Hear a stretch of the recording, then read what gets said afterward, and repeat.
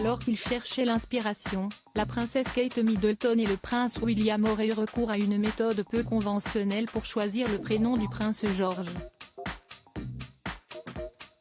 Ils auraient, en effet, fait appel à leur chien de compagnie de l'époque, Lupo. Non, vous ne rêvez pas.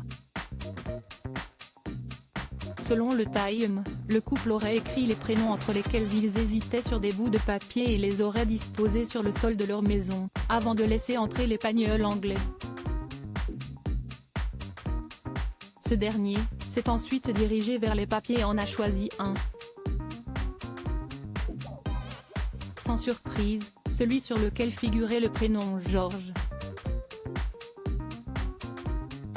Ce fut donc acté, le troisième dans la ligne de succession au trône britannique au moment de sa naissance, deuxième depuis le décès de la reine et le couronnement du roi Charles III, se nommera George Alexander Louis. Si est-il le 22 juillet 2013 que la famille royale a accueilli le premier fils du couple princier dont le nom ne fut révélé que le 24 juillet suivant.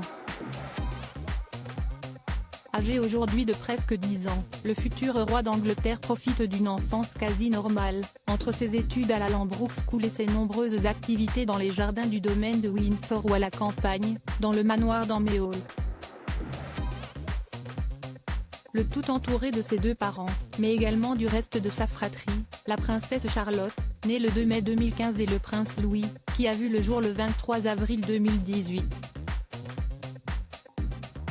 Très liés, les trois enfants se montrent souvent complices lors de leurs apparitions publiques.